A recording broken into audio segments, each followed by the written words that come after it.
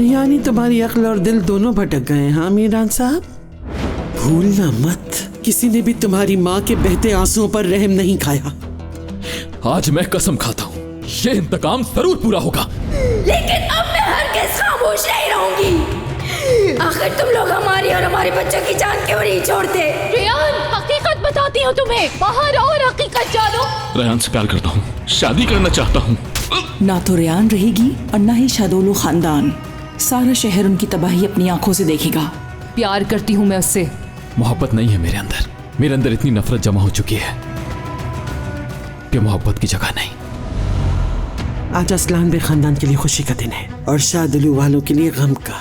तैयारी कर लो सब अपनी। मैं तुम्हें जान से मार दूंगा, नहीं छोड़ूंगा मैं।